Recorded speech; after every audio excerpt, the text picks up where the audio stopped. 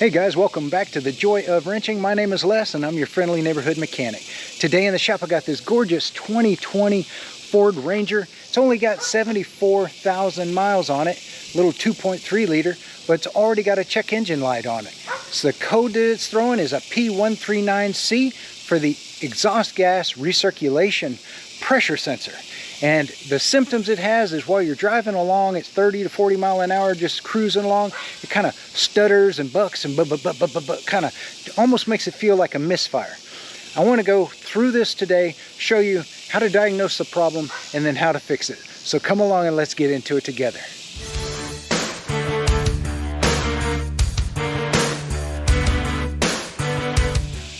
Real quick, let's just take a look under the hood, just see if we see anything in our visual inspection that looks bad or awry. And I mean, basically this is a brand new truck. There's our 2.3 liter engine sitting there. Looks like it's well cared for. And before we take it on a test drive, let's make sure that it's got oil, and that looks good. So it's safe for us to drive around. There we go, 74,000 miles. Check engine light is on. Here's our codes. Got some battery, headlight switch. These things don't matter. Here's the one that we're looking at. In the PCM, we've got us a P0139C. EGR sensor C downstream hose is off or blocked. Isn't that great when it gives you good information like that? So at least now we know where to go and start looking. But before we do that, I want to take you on a test drive and let's experience together what this thing is doing. All right, here we are cruising along in our closed course. And about 30-35 mile an hour, 1200 RPM, just cruising nice and steady. And then I tip into the throttle a little bit and I feel a sort of a stutter, sort of almost like a light misfire or a transmission slipping. That's the symptoms that this thing has with that P0139C code. You know, I didn't really feel it at higher speeds above 40 mile an hour, but even at this low speed, you know, almost 20 mile an hour, just creeping along in the neighborhood or in a parking lot or something like that, just sort of nice steady speed. If you give it just a little bit of throttle, I can even feel it bucking, you know, stuttering, missing, almost like a transmission shudder, even at this low speed. So those are your symptoms. So those are the symptoms, and we got a code in the computer, in the PCM, for that P139 EGR pressure sensor. So where is this pressure sensor? Let me show you. So real easy to find here underneath the hood, over on the driver's side of the engine. This is your EGR pressure sensor, okay? And it has an electrical connector and two little rubber hoses down here that connect to the bottom of it. Those hoses snake around to the back and connect to the EGR crossover pipe. Let me see if I can get you some light back there. That silver pipe right there, and you see the hoses go down and connect to it with some little spring clamps. So what we're going to have to do in order to remove this sensor is we'll unplug that connector, we'll unbolt it there, right here, one little bolt holding it on, and then we'll undo these hoses. Now, if you notice, and you may not be able to see really good, but I'll show you when I get it on the bench, these hoses are connected to this sensor with tamper-proof connections, so they're squeezed on there from the factory. But on the other end of those hoses, you've got spring clamps, so we're going to remove it from the other end and then use some new clamps to put it onto our new sensor. All right, so let me see if I can get you guys a good view while we take this sensor out of here. So let's undo this connector, and anytime you see one of these little tabs, whether it's white, blue, red, whatever, that means it needs to be slid back so that you can unlock the clip, and then you can pinch and squeeze the thing to get it off. All right, that gets our wiring out of the way, and we'll just tuck it sort of to the side here. Let me get you some light in the back if I can. All right, next thing we need to do is get back here and disconnect these two rubber hoses, one right here and one right down here. I don't know if you guys are able to see that really good or not, but we're going to go ahead and get those things done. In order to get to this one here, see if I can get you in a place where you can see.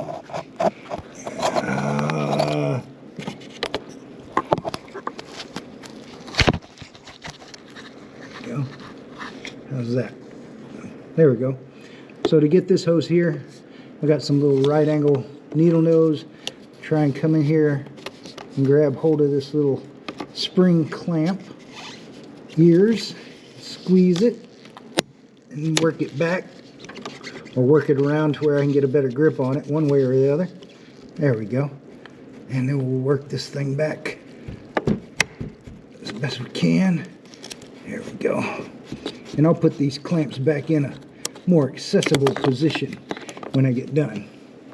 And then we can break the seal that this rubber hose has on that steel line down there. Just kind of grab and wiggle it a little bit, and it should twist that thing free. Alright, to get this thing off of here, I'm just going to go ahead and use a little bit of force with my hand. Kind of wiggle and pull on this thing. There it goes.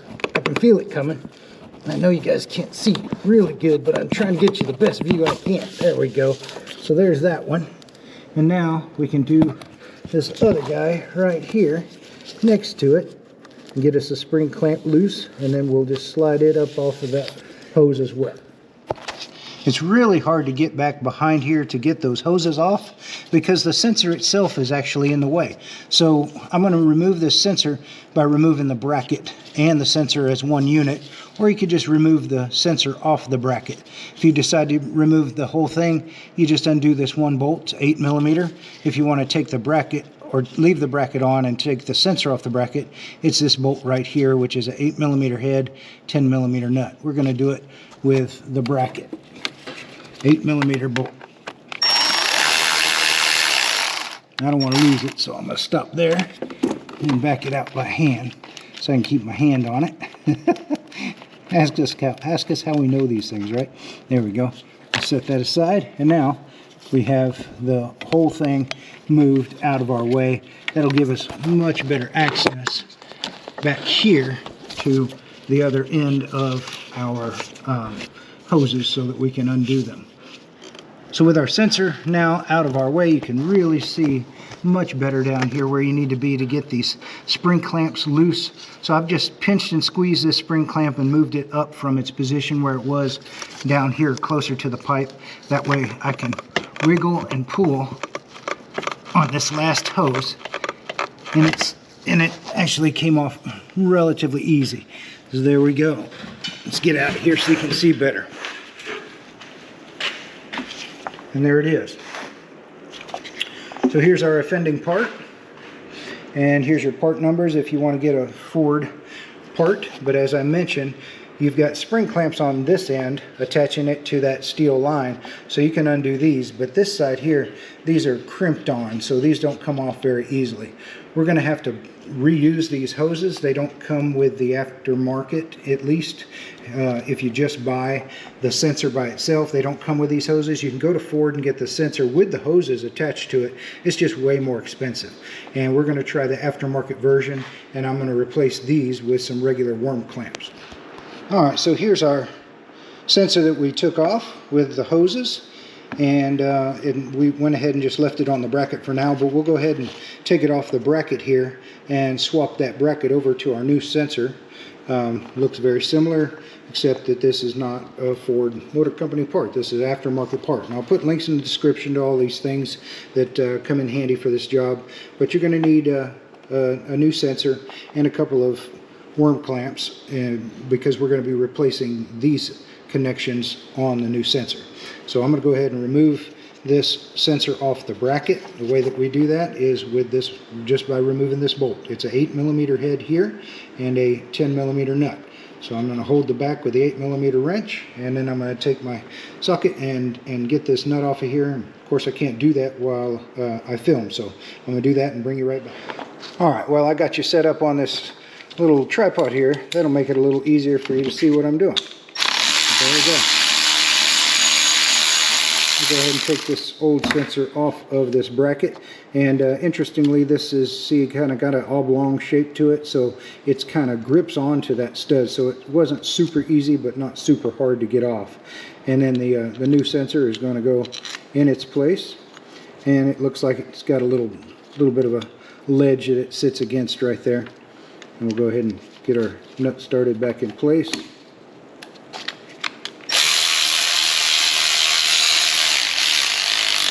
There we go.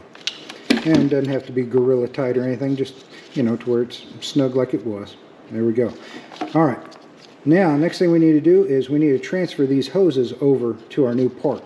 And so these are held on with these crimped on connections, so we need to break those free. So there's lots of different ways to get these little crimped on connectors off. The way I'm going to choose to do it today are with some side cutters or dikes. And we're just going to go ahead and get in here and peel up where it's folded over. You could even grab hold of you know, places like this where they're kind of crimped together, and just kind of manhandle them a little bit.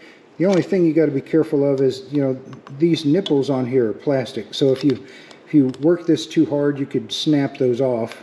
We're not using this part again, but just keep that in mind if you want to get aggressive with it and actually reuse the part that's underneath the hose. But once you grip the end of these things, you just kind of pull them apart, peel them back, and they'll come off like that. Let me show you on this one as well. So you see that part where it's sort of folded upon itself, and just kind of get your side cutters or something underneath that, even a small screwdriver, just anything to kind of get this peeled up a little bit to get it started. Just like that, and grab hold of that, and then just peel it off.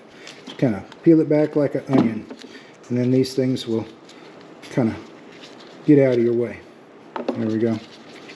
Alright, so now we can just take these hoses off of here. Now, they've been on here a little while, and so they might just need a little bit of persuasion. Just kind of pull and wiggle, and off they'll go. And they're different sizes. You can see this one's smaller, so you can't really get them too mixed up. So, but we're going to put them on to the new part, and we're going to use some worm clamps to hold these on, because we don't have any of these types of crimp-on connectors. So let me just set this in place just like this, work it back on. There we go. And then we'll go ahead and get this second one. Now this one's on there a little bit better. Might have to twist this a little bit more to get that broke loose. Now to loosen this other one, I'm just going to use a little bit of channel locks or adjustable pliers if you guys are sticklers about naming these things. Just going to see if I can't kind of break that seal. There we go. Just trying to break that seal that the rubber had with that plastic part. Now that it's broke, you can kind of twist and pull and it'll come off. There we go. Alright, so now we've got our hoses off of the old part here, and before we put them on the new part, remember the reason why it threw this code is it said that these hoses were either off or blocked. So we want to make sure that there's not something inside of these hoses that's causing that problem. So just find yourself something that you can kind of squeeze down through that hose and work into the small space and see if anything is in there causing the blockage. These are clear. I mean, there's not even any carbon or anything coming out of these. So I don't think that it's a blockage as much as there's, you know, something causing the sensor itself to fail. These are clear and clean. And so all I'm going to do is I'm going to put my worm clamps on, then I'm going to slide these hoses into place, push them up till they touch the sensor, and grab our other one here, and we're going to do the same. Now notice how I'm putting on these worm clamps, these adjustable clamps, in such a way that they're not going to interfere. There's not very much space in between the two hoses where they attach. So you want to make sure that you give yourself room to tighten up and for these clamps to be adjusted. So there we go. If I had put these heads towards the middle, they'd be bumping into each other, obviously. So that's why I've got them on here like that. The other thing to keep in mind is that this is a real common failure point on these 2.3 engines. They keep causing these sensors to fail. And so doing it this way, you'll be able to undo this easily without having to go down to this other end to get it off of that steel line in the future. And if this thing does fail, it's real easy just to undo these connections, unbolt it, take it off, put a new one on. Just to be sure that we don't have some kind of a blockage into the inside of these pipes here, I've got a little piece of copper stranded wire, the right size to fit into these pipes, and I've left the copper strand, let me see if I can get this and you in here at the same time, and I'm going to go into these pipes and see if there's any kind of blockages in there, or if they come out covered in carbon or some sort of gunk or whatever. And I'm not feeling any blockages at all. I'm not seeing any carbon coming out of there. Let's try this other one over here now. Go into that pipe there, and this wire has just enough flexibility that it can make it around the corner over here. There we go. I didn't feel any restrictions. Again, it's coming out squeaky clean. Well, let's go over here. Yeah, so it's not like these things are carboned up or anything like that. That's not the problem. We don't have a lot of mess on here, so there's no real good reason why these things are failing. And if I look down inside of the old one, I don't see a lot of carbon. I don't see any wetness or anything inside of there. So no telling why these things fail. They just do. But if we replace it in this way, you'll be able to unbolt this thing or unscrew these clamps, lift the old one out, put a new one in real easy if you ever have to do this again. Okay, so let's put our new part in place. So we'll come in here, and you've got two pipes. The one here on the right goes straight down, and then the one here on the left goes around to the curved pipe. So I'll try and do this while I film for you guys, but I apologize if the lighting isn't perfect or anything like that. We'll go ahead and just squeeze this hose down in place. That went on nice and smooth, and then we'll take our other hose and we'll just put it in place as well and wiggle, push it on till it's about as far as it was on there, and then we need to move our clamps down in place where they were. I'm going to have to do that with two hands, but you know how that goes. Alright, so there we go. Off camera, I just moved these spring clamps down and put them in place. And, you know, do yourself and the next guy a favor and put those spring clamps in a place where they're going to be easily accessible by your pliers or whatever you use to get them off, so that, you know, you get good karma. You know, do unto others as you'd like them to do to you. Sort of golden rule thing. And now we're ready to put the bracket back in place.